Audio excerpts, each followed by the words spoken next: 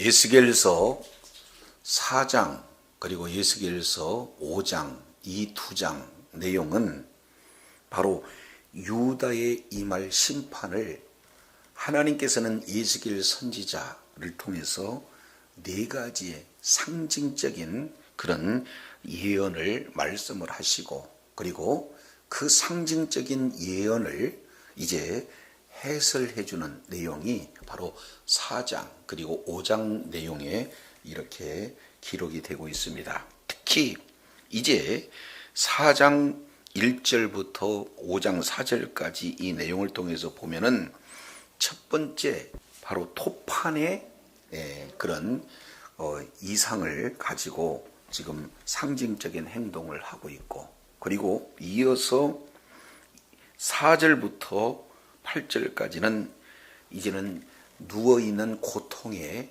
자세를 통해서 상징적인 그 행동으로 예언을 하고 있고, 그리고 4장 9절부터 이제 마지막 17절까지 이 내용은 부정한 떡의 그런 상징을 통해서 예언을 하고 있는 내용이에요. 그리고 5장 1절부터 4절까지는 첫 번째, 두 번째, 세 번째 이 상징의 사실은 결론의 종합이라고 할 수 있는 이제 털을 깎아서 흩어버리는 이런 어떤 네 가지의 상징을 보여주고 있습니다. 그래서 지난 시간까지 우리가 이 네 가지의 상징적인 내용 속에 담겨져 있는 하나님께서 전하고자 하는 내용들을 우리가 살펴봤어요. 그렇다면 오늘 이 내용은 우리의 지혜로, 우리의 능력으로 이 내용을 알 수가 없습니다. 그래서 상징적인 행동이 이제 어떠한 하나님의 의도가 담겨져 있는가 하는 이 내용을 5절부터 17절까지 하나님께서 해석해 주고 계시는 장면이 소개가 되고 있습니다.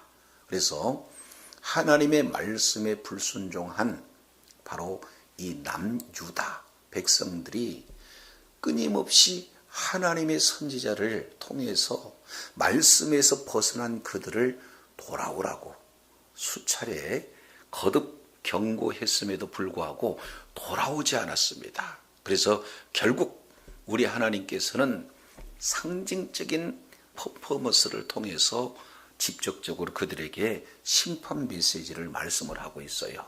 그래서 모든 신앙의 중심지요, 그리고 정치, 경제 모든 그 중심지가 바로 예루살렘 아니겠습니까? 그래서 우리 하나님께서는 예루살렘을 중심으로 구속 계획을 이루어 나가시는 이런 어떤 내용을 잘 알고 있습니다. 그럼에도 불구하고 우리 하나님께서 끝끝내 하나님의 말씀에 불순종한 그들을 심판하기 위해서 먼저 예루살렘을 에워싸는 그런 상징의 모습을 보여주게 되죠. 그러면서 하나님과 그리고 이 이스라엘 백성들 그 사이에 철판을 두어서 나는 예루살렘하고 관계가 없다, 너희와 이제 완전한 단절이 되어 있다라는 사실을 통해서 여기에 토판 이런 상징을 통해서 보여주고 계셔요. 그리고 자세, 이 자세의 내용을 통해서 그들이 얼마나 하나님의 말씀에 불순종했는가 하는 그 내용들을 북이스라엘 이어서 남유다의 그런 죄악상들을 그 자세를 통해서 이렇게 보여주고 계시다. 그리고 이어서 세 번째 내용을 통해서 보면 부정한 떡이에요. 이제 심판이 계속해서 예루살렘이 애워싸움으로 말미암아 가중된 그런 시간 속에서 가장 큰 문제가 되어지는 것은 가장 첫 번째 어떤 내용일까요? 먹는 문제입니다. 양식이 떨어지게 되죠. 그리고 연료가 계속해서 고갈되어져요. 양식도 연료도 고갈되어다 보니까 성 안에는 기근이 아주 심각하게 이렇게 진행이 되어집니다. 그래서 굶어 죽고 때로는 어떻게 되는 겁니까? 먹는 것조차도 달아 먹어야 되고 마시는 물조차도 달아서 먹어야 할 아주 심각한 식량난에 허덕이게 되어진다 라는 것을 살펴볼 수가 있습니다. 그리고 양식이 남아있다 한들 그 양식을 지을 만한 땔감이 없으니까 결국에는 인분으로 먹어야 할 그런 어떤 상황에 놓여 있는 거예요. 자, 그러나 너무 가혹하다는 이 에스겔 선지자의 그 내용을 잘 받아들여서 이제는 인분이 아니라 소똥을 가지고 부정한 떡을 지어서 먹을 수 있도록 우리 하나님께서 허용해 주는 그런 내용입니다. 자, 그러면 이것으로 끝나느냐? 그렇지 않다는 거죠. 그래서 하나님께서 에스겔 선지자에게 최종적인, 사실은 종합적인 내용으로 모든 터를 깎아서 3분의 1, 3분의 1, 3분의 1 나누라는 거예요. 자, 그러면 성이 완전히 에워쌀 그때에 이제는 3분의 1은 불사르고, 그리고 3분의 1은 칼로 치고, 그리고 3분의 1은 아예 그냥 흩어버리는 그런 어떤 내용은 무엇을 말씀을 하고 있는가? 그래서 우리가 지난 시간 12절 내용을 통해서 3분의 1 이 내용은 전염병 내지는 기근으로 인해서 죽는다. 성 안에서 있는 일이죠. 그리고 두 번째 3분의 1은 칼로 죽는다. 마지막 함락될 때 그나마 이렇게 저항하고 대적하는 모든 자들이 칼에 의해서 죽음을 당한다. 그러기도 온역이나 기근으로 살아남은 자는 이제 칼로 죽임을 당하게 되고, 그래도 살아남은 자는 열방 가운데 어떻게 해요? 흩어지게 돼요. 바벨론 포로로 끌려간 그곳에서 또 뭐예요? 하나님께서는 뒤따라가서 그들을 죽이는 아주 죄에 대한 심각한 그런 어떤 무서운 하나님의 모습을 우리가 말씀을 통해서 이렇게 살펴볼 수 있게 됩니다. 자, 그렇다면 조금 더 구체적으로 5절부터 7절까지 이 내용을 통해서 보면 왜 하나님께서는 많은 나라들을 가운데 택하신 거룩한 선민으로 구별되신 진정한 복을 받은 그런 자들이 왜 이렇게 혹독한 심판을 받을 수밖에 없을까 하는 그 심판의 원인에 대해서 5절에서 7절까지 잘 보여주고 있어요. 자, 5절 보겠습니다. 주 여호와께서 이와 같이 이르시기를 이것이 곧 예루살렘이라. 지금 이 토판을 그려서 에워싸고, 그리고 그 토판이 철판으로 아예 너와 성읍 사이에 아예 에워싸는 그런 어떤 내용으로 말하고 있는 그 토판에 그려지는 예루살렘, 이 내용을 지금 말씀을 하고 있어요.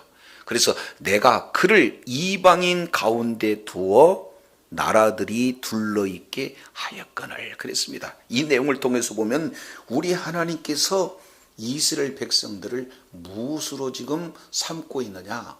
모든 나라, 열방 가운데 축복의 통로로 삼으셨다라는 사실을 5절 이렇게 표현해요.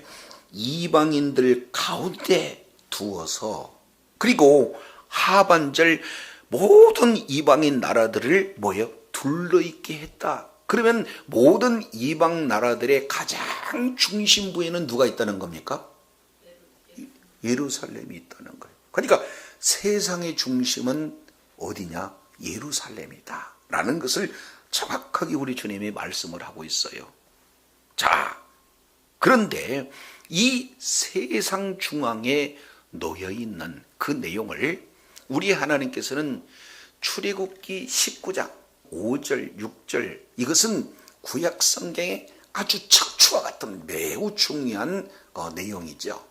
잘 아시겠지만 하나님께서 이스라엘 백성들을 애구로부터 구원해 내시고, 그리고 이제는 광야를 거쳐 지금 현재 있는 그 장소가 시내산입니다. 그래서 그 시내산에서 하나님께서 이스라엘 백성들을 부르시고, 그리고 거기에서 언약을 하시는 내용이 소개가 되고 있어요. 그래서 모든 세계가 다 내게 속했다. 그래서 너희가 내 말을 듣고 언약을 지키면, 조건이에요. 이 조건이 이루어지면 너희가 내 소유가 되리라.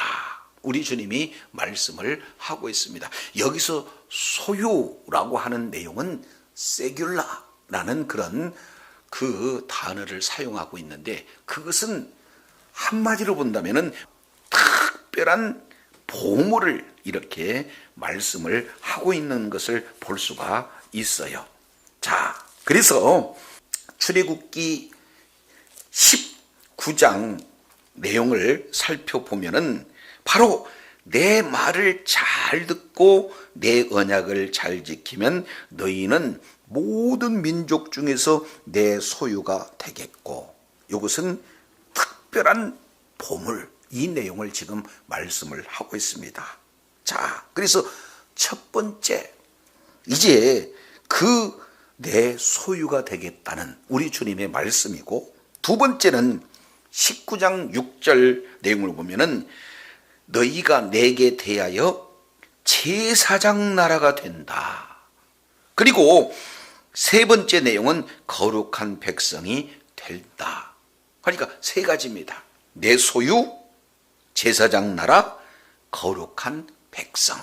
이것이 내 말을 잘 듣고 내 언약을 잘 지켰을 때 주어지는 하나님의 약속, 세 가지가 지금 이렇게 소개가 되어지고 있어요. 이것은 이스라엘 정체성을 밝혀주시는 하나님의 놀라운 그런 약속이다라는 사실을 이렇게 살펴볼 수 있게 되어집니다. 자, 그러면은 특별한 소유는 다른 말로 본다면은 특별한 보석과 같은 존재로 우리 주님께서 이렇게 높여주시겠다 하는 그런 내용이고, 두 번째는 제사장 나라.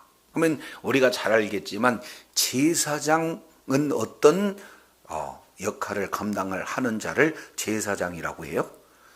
백성과 그리고 하나님 사이를 연결하는 중보적 사명을 감당하는 자들이 누구예요?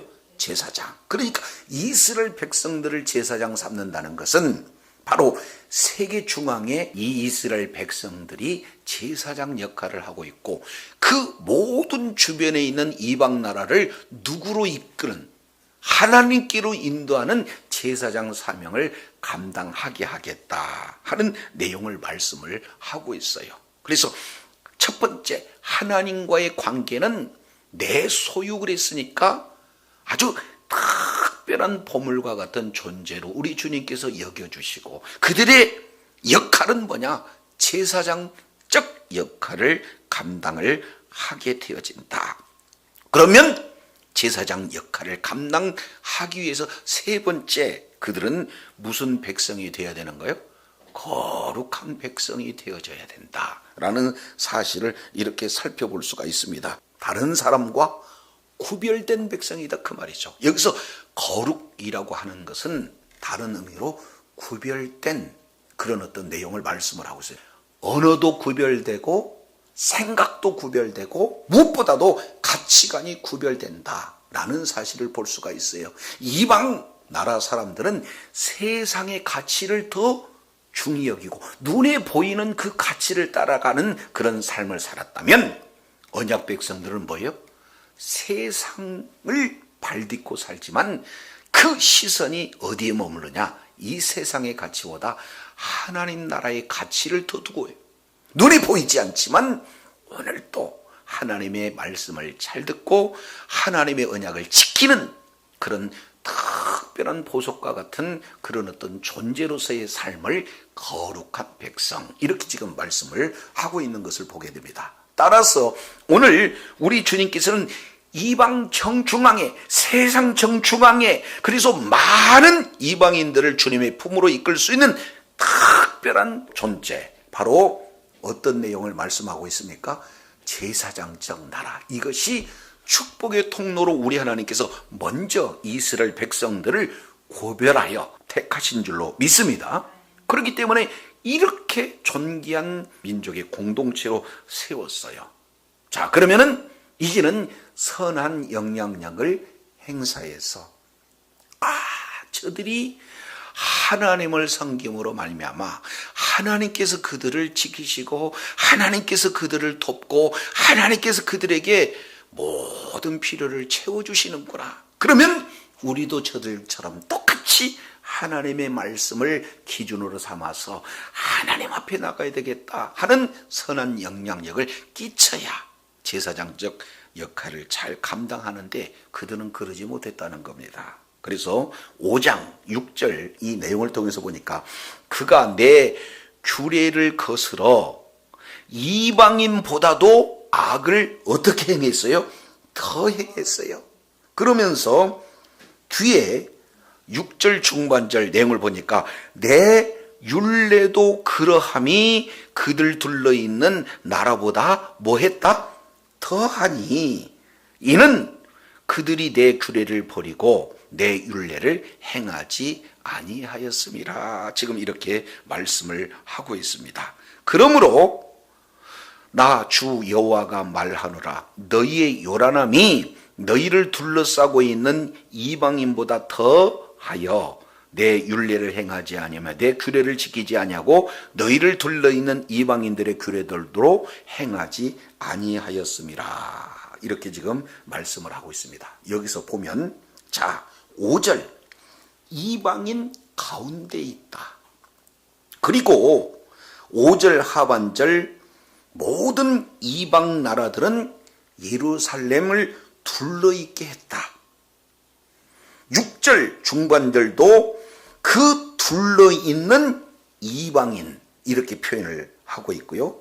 7절 여기는 7절에는 두 번씩이나 너희를 둘러있는 이방인, 하반절 너희를 둘러있는 이방인 이렇게 너희를 둘러있다라는 사실을 거듭 강조하고 있어요. 그러니까 세상의 중심 국가로 세상의 중심 민족으로 우리 하나님께서는 누구를 택하신 거예요?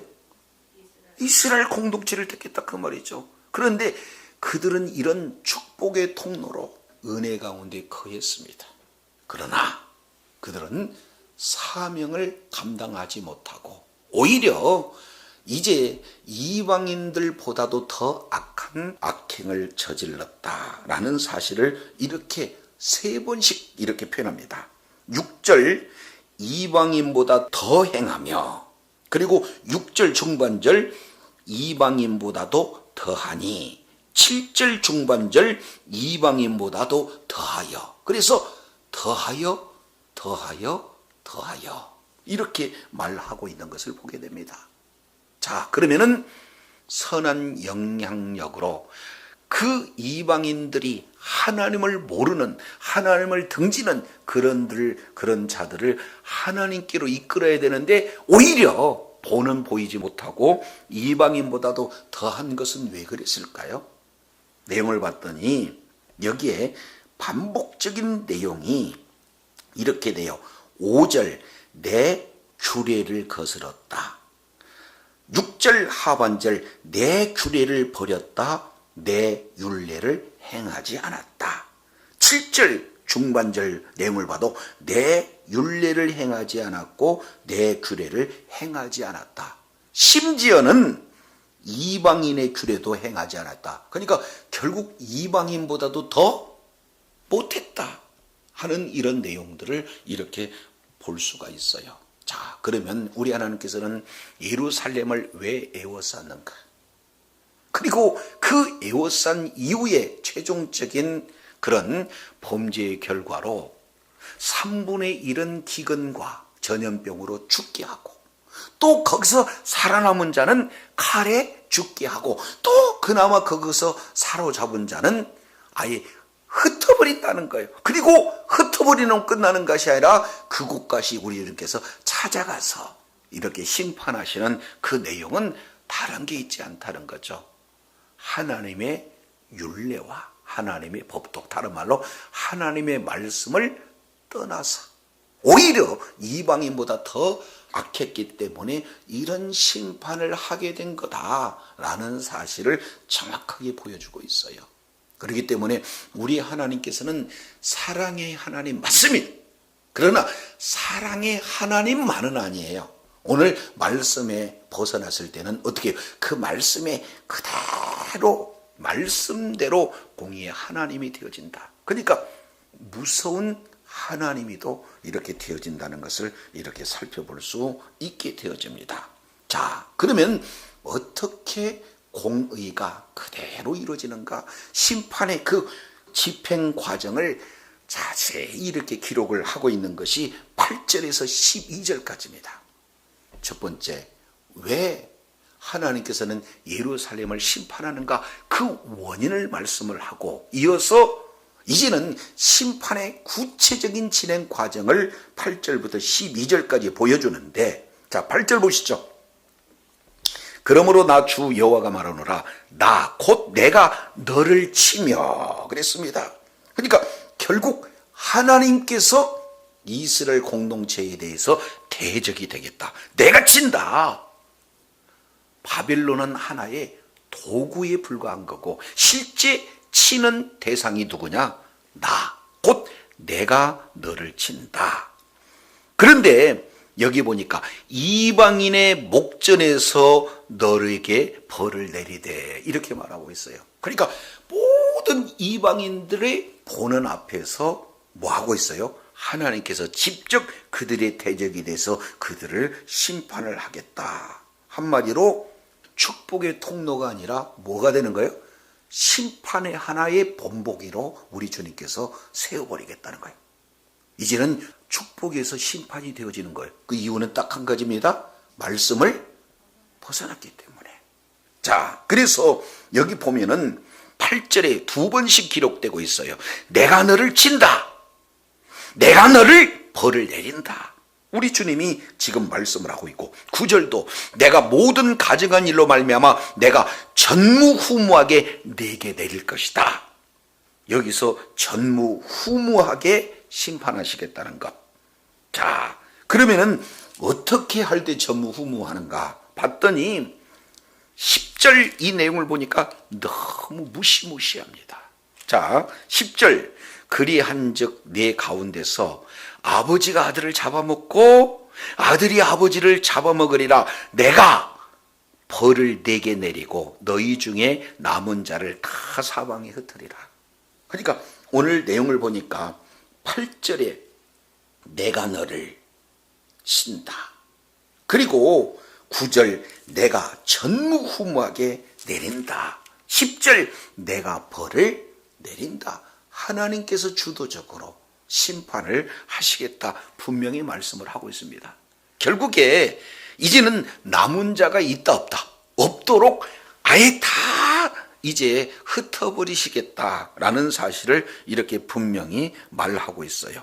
그러면서 다시 한번 두 번째, 왜 이들이 철저하게 심판을 받을 수밖에 없을까 하는 그 원인을 두 번째 11절에 이렇게 말씀을 하고 있습니다. 그러므로 나 주 여호와가 말하노라, 내가 나의 삶을 두고 맹세하노니 내가 모든 미운 물건과 그 다음에 뭐예요? 예, 가증한 일. 여기서 미운 물건이라고 하는 것은 우상을 얘기하겠죠. 그리고 모든 가증한 일이라는 것은 우상 숭배하는 일이 되겠죠. 그래서 결국 뭐를 더럽히려는 거예요? 성소를 더럽혀요. 잘 아시겠지만 성소는 어느 장소입니까? 하나님이 임재하신 장소 아니겠어요? 하나님은 거룩하신 분 아니겠습니까? 근데 그 거룩하신 하나님께서 임재하신 그곳을 더럽혔어요. 말씀의 떠남으로, 떠나는 것으로 끝나는 것이 아니라 우상 숭배하는 그 일로 말미암아 하나님의 임재 장소인 성소를 더럽힘으로 말미암아 하나님이 함께할 수가 없다 그 말이죠. 그래서 하나님께서 나도 너를 아껴보지 않고 긍휼을 베푸지 않고 미약하게 만들어버리겠다 하는 내용이에요. 그래서 최종적인 내용 12절. 자, 세 가지 모든 터를 지금 3분의 1, 3분의 1, 3분의 1 이 부분에 대해서 정확하게 해석하고 있는 것이 12절입니다. 너희 가운데서 3분의 1은 전염병으로 죽으며, 그러면 이 3분의 1 이 내용은 에스겔서 5장 2절을 그대로 지금 해석하고 있는 거 아니겠습니까? 자, 우리 에스겔서 5장 2절 내용을 보면은 그 성읍을 에워싸는 날이 차거든 너는 터럭 3분의 1을 성읍 안에서 뭐하고? 불사르고 3분의 2는 가지고 성읍 사방에서 뭐하고? 칼로 치고 그리고 또 3분의 1은 어디에 흩어버려요?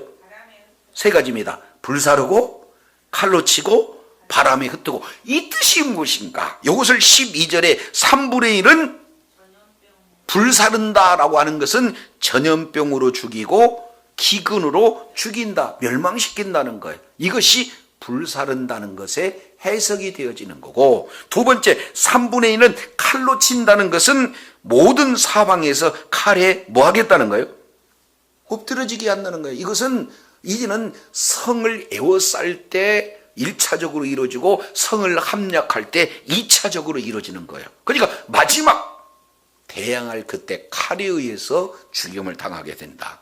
그리고 그럼에도 불구하고 남은 사람이 있다. 그들은 사방에 흩어버리겠다는 거예요. 바람에 날린다는 것은 바로 사방에 흩어버린다. 포로로 끌고 가겠다. 그런데 포로로 끌려가는 것으로 끝나는 것이 아니라 우리 하나님께서는 그 뒤를 따라가서 그들을 그 현지에서 죽이겠다는 거예요. 얼마나 무시무시한 하나님의 심판입니까? 이것은 다른 데 있지 않아요. 죄에 따른 결과다. 그래서 죄의 결과가 얼마나 심각한가 하는 이 내용을 아주 정확하게 지금 보여주고 있는 것을 볼 수가 있습니다. 자, 그래서 원인이 무엇고, 그리고 심판 과정을 자세하게 우리 주님께서 보여주셨다면, 이제 13절부터 15절까지 이 내용을 통해서 보면은 이제는 때늦은 후회를 지금 하고 있는 것을 이렇게 보게 되어집니다. 자, 13절 보실까요? 이와 같이 내 노가 다 한즉 그들을 향한 분이 풀려서 내 마음이 가라앉으리라. 내 분이 그들에게 다 한즉 나 여호와가 열심으로 말한 줄을 그들이 알리라. 이렇게 얘기했어요. 여기서 보니까 두 번 13절에 다 한즉, 그 다음에 뭐요? 다 한즉. 하나님께서 분을 이제는 다 내고 난 이후에야 하나님의 마음도 풀려지고, 하나님의 분을 다 한 이후에야 하나님께서 열심으로 얘기한 줄을 뭐요? 그 후에야 안다는 거예요. 참 이게 가슴 아픈 얘기 아니겠습니까? 우리가 이 자녀들을 키우다 보면은 때로는 자녀들이 맞을 짓을 해요. 그러면은 부모님들은 카운터잖아요. 다음에 하면은 더 매 맞을 텐데. 그런데 그것을 사실은 마음속에 이렇게 잘 두면은 매 맞을 짓에서 돌이키잖아요. 그런데도 끝까지 뭐 하는 거예요? 고집 부리고 그거다가 최종적으로는 자녀들이 매를 맞는 것을 볼 수가 있습니다. 근데 그 모습이 지금 누구의 모습이냐? 우리들의 모습이에요. 그래서 경고할 때 가장 중요한 것은 말씀대로 순종하지만, 우리가 말씀대로 순종하지 못하면 하나님께서는 말씀에서 벗어났을 때 우리 하나님께서 즉각적으로 심판하지 않고 징계하지 않고 선지자를 통해서 돌아오라 경고하세요. 그런데도 불구하고 이제 돌아오지 않고 결국 이런 무시무시한 공의 하나님의 죄에 따른 그 심판을 당하고 난 이후에야 하나님께서 이렇게 열심으로 말하셨구나, 뒤늦게야 깨닫는 때늦은 후회를 진행한다는 것을 보게 되어집니다. 자, 그러면은 하나님께서 진노한 이후에 그들은 어떤 형편, 어떤 처지로 되어지는가?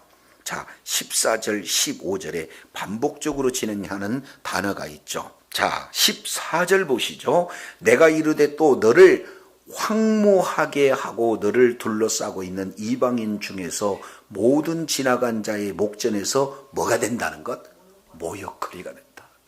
아니, 부러움의 대상이 이제는 뭐가 돼요? 모욕거리가 되어진다는 겁니다. 15절도 보시죠.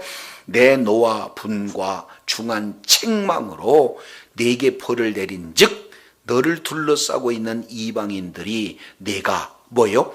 수치와 조롱거리. 지금 이렇게 표현을 하고 있습니다. 14절에는 모욕거리, 그리고 15절 내용을 보니까 수치와 조롱거리, 이런 내용으로 되겠다는 거예요. 이 얼마나 서글픈 현실이 되어지는 겁니까?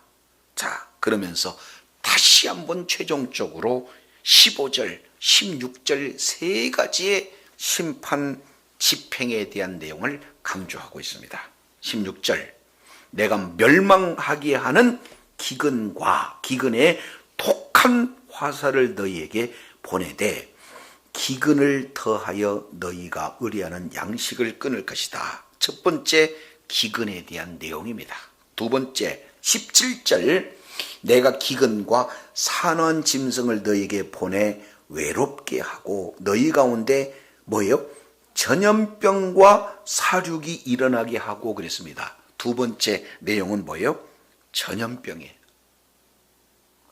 첫 번째는 기근, 두 번째는 전염병, 그 다음에 세 번째는 또 칼이 너희를 임하게 하리라. 그랬으니까 세 번째는 뭐가 되는 겁니까? 칼이에요. 그래서 기근, 전염병, 칼, 이 내용을 통해서 우리 하나님께서 다시 한번 멸망시키겠다 하면서 최종적으로 나 여호와의 말이니라. 그러면 결국 하나님은 말씀하면 반드시 이루시겠다 하는 내용을 피리어드를 딱 찍습니다. 그러니까 이 일은 그들에게 그대로 반드시 이루어질 내용이다 라는 것이 오늘 예스겔서 4장 그리고 예스겔서 5장 두 장에 걸친 내용은 바로 이 유다 심판을 네 가지의 상징적으로, 그리고 그 상징에 대한 해석을 우리 주님께서 말씀을 하고 있습니다.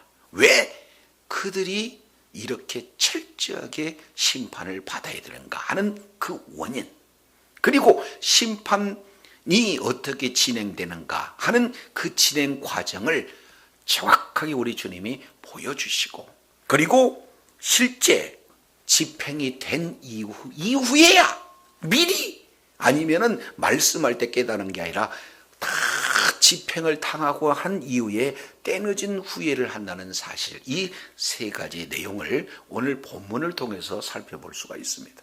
자, 그렇다면 이런 내용이 오늘 우리들에게 어떻게 적용이 되어질까 하는 그 내용을, 자, 출애굽기 19장 5절 6절 세 가지를 말씀을 하고 있어요.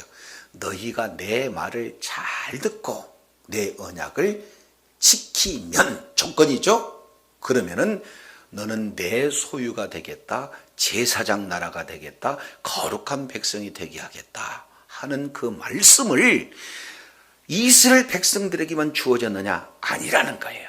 자, 요것 머릿속에 기억하시고 어디를 보시냐? 바로 베드로전서 2장 우리 한번 보겠습니다. 자, 2장 9절. 오직 너희는 택하신 족속이요 왕같은 제사장들이요 거룩한 나라요 그의 소유된 백성이니. 예수 그리스도를 믿는 믿음을 가진 자에게 네 가지의 특권이 주어졌다는 겁니다. 그 네 가지 특권 내용은 첫 번째가 택하신 족속이라는 거예요. 우리 하나님께서 많고 많은 사람들 가운데 특별히 택했다. 두 번째 내용은 우리들의 신분이 어떤 내용이에요? 제사장이에요. 왕 같은 제사장이다. 그러면 많은 영혼들을 주님의 품으로 이끌기 위해서 이방 나라 가운데 세상의 정중앙에 선한 영향력을 행사하기 위해서 축복의 통로로 삼은 그런 어떤 자를 제사장 나라, 그렇지 않았습니까? 그러니까 우리는 어떤 내용입니까? 한 사람 한 사람이 왕 같은 제사장인 줄로 믿습니다. 많은 사람들이 이제 우리를 보고 예수 그리스도를 믿는 믿음으로 우리 주님 앞에 나갈 수 있도록 우리를 제사장으로, 영혼을 주님의 품으로 이끌 수 있는 중보적 사명을 가진 제사장으로 우리들에게 하나님께서 직분을 허락하신 줄로 믿습니다. 그래서 우리는 어떻게 돼요? 하나님 나라 안에 거룩한 존재예요. 그래서 제사장 사명을 감당하려면 우리는 어떻게 된다? 거룩한 삶을 살 수 있도록 우리 주님께서 거룩을 우리에게 요구하고 계세요. 왜? 하나님은 거룩하신 분이니까 우리도 거룩해야 된다는 것. 그래서 이 거룩이라고 하는 이 내용은 큰 의미로는 구별하다라는 뜻이 되어집니다. 여기서 구별하다라고 하는 이 내용을 삶 여정 속에서 본다면 바라보는 것도 구별되는 거잖아요. 이 세상 사람들은 세상에 눈에 보이는 가치를 보는 것으로 그들은 바라보지만 우리 왕 같은 제사장, 그런 사명을 감당하는 자는 눈에 보이는 것이 아니라, 눈에 보는 것보다도 더 중요한 것이 뭐예요? 눈에 보이지 않지만 오늘 또 우리와 함께 동행하시고 그리고 우리의 모든 생사화복을 주관하신 바로 하나님께 시선을 고정하는 자 아니겠습니까? 그러니까 바라보는 것 자체가 뭐예요? 구별된다는 거예요. 말하는 것도 행하는 것도 생각하는 모든 것 자체가 구별되는 그런 어떤 존재로 이제 우리 주님께서 우리가 구별된 자로서 살아가기를 원하신다 하는 이런 내용이 거룩이라는 그 내용 속에 담겨져 있다. 이렇게 볼 수가 있습니다. 근데 이 구별된 삶을 과연 우리가 살까요? 그래서 거룩의 두 번째 이 내용을 통해서 보면은 코데시라는 원어적 의미를 보면 첫 번째가 구별되다. 두 번째는요, 헌신하다예요. 헌신하다. 자, 이렇게 구별된 삶을 통해서 나만 잘 먹고 나만 잘 살고 나만 축복의 통로로 사는 것이 아니라 이제는 전적으로 많은 영혼을 주님의 품으로 이끌 수 있도록 하나님께 헌신된 자, 다른 말로 바쳐진 존재라는 사실입니다. 그러니 이제는 우리는 우리의 삶이 아니라 하나님의 영광을 위하는 삶을 살기를 말씀을 하고 있어요. 그래서 사도 바울은 갈라디아서 2장 20절, 내가 그리스도와 함께 십자가에 못 박혔나니 이는 내가 사는 것이 아니로 내 안에 그리스도께서 사신 것이라. 내가 육체 가운데 사는 것은 나를 사랑하사 나를 위하여 자신을 버리신 우리 주님을 위해서 사는 삶, 이 내용을 지금 말씀을 하고 있어요. 그러니까 우리는요, 예수님의 피의 값을 지불하고 산 존재이기 때문에 우리의 모든 삶은 누구를 위한 삶이 되어야 되는 거예요? 예수님을 위한 삶으로 말씀하고 있는 거 아니겠습니까? 그래서 거룩의 두 번째 내는 헌신하다라는 내용입니다. 우리가 범사에 하나님께 바쳐진 존재로서 이제 하나님께 영광 돌리는 삶, 이것이 거룩이란 두 번째 내용이 되어져요. 그리고 세 번째 내용은 정수하다. 정수기 그러면은 필터가 있어가지고 오염된 불이 있다면은 다 정제해서 정결하게 되어지지 않습니까? 자, 그러면 거룩한 삶이라고 하는 것은 말씀으로 거룩해지는 거예요. 기도로서 거룩하는 거예요. 그래서 우리는 말씀과 기도를 통해서 하루하루 삶을 왜 구별하지 못했던가? 그리고 왜 하나님 앞에 헌신되지 못했던가? 다시금 우리 삶을 되돌아보면서 말씀과 기도로 다시 정결하는 삶을 살기를 결단하는 이런 자를 거룩 이렇게 표현을 하게 되는 거죠. 그래서 택하신 족속이요 왕 같은 제사장이요 무슨 거룩한 나라요. 그래서 이미 임한 하나님의 나라 가운데 하나님의 임재 가운데 하나님과 동행하며 하나님 나라를 누리는 그런 자야말로 거룩한 삶을 살게 되는 겁니다. 자, 그러면서 우리는 그의 소유된 백성이에요. 하나님의 소유된 백성이다. 이렇게 말씀을 하고 있어요. 그러면 왜 그럴까요? 이는 너희를 어두운 가운데 불러내서, 여기서 어두움이라고 하는 내용은 흑암의 권세 하에, 흑암의 주권 하에 종로로 타고 있는 우리 주님께서 뭐 하셔요? 피의 값을 지불하고 우리를 구별해내셨다. 그러니 에베소서 2장 1절로 3절까지 이 내용을 통해서 보면은 우리의 욕심을 따라서 행했던 것이 어두운 가운데 악한 영에 지배되는 삶이에요. 우리의 욕심대로 따라가고 세상 풍속대로 따라가고 마음이 원하는 데 따라가는 이런 삶, 이 내용을 어두운 가운데 악한 영에 지배되는 그런 삶을 우리는 살았어요. 그러다가 영원한 사망의 고통 가운데 들어갈 수밖에 없는 우리 존재였지 않습니까? 그런데 우리를 거기서 불러냈어요. 그리고 어디로 가게 했느냐? 기이한 빛, 이것을 다른 말로 본다면 영광이에요. 다른 말로 본다면 하나님께서 임재하신 그런 장소, 하나님의 나라로 자리를 옮겼습니다. 이제는 우리는 예수 그리스도를 믿는 믿음으로 말미암아 사탄의 종이 아니라 하나님의 자녀로 신분이 완전히 변화가 된 줄로 믿습니다. 이것을 어두운 데 불러해서 기이한 빛으로 들어가게 하셨다. 근데 그렇게 하신 자가 누구냐? 우리 하나님이라는 거예요. 그러면 나의 공로 없이, 나의 자격 없이 이런 은혜를 베풀었다면 나 같은 자를 이런 존귀한 자로 세웠다라고 하신 그분을 우리는 뭐 하는 겁니까? 자랑하는 존재 아니겠습니까? 찬양하는 존재 아니겠습니까? 그분을 증거하는 증인의 삶을 사는 존재가 아니겠습니까? 이것을 우리 주님께서는 말씀을 하고 있어요.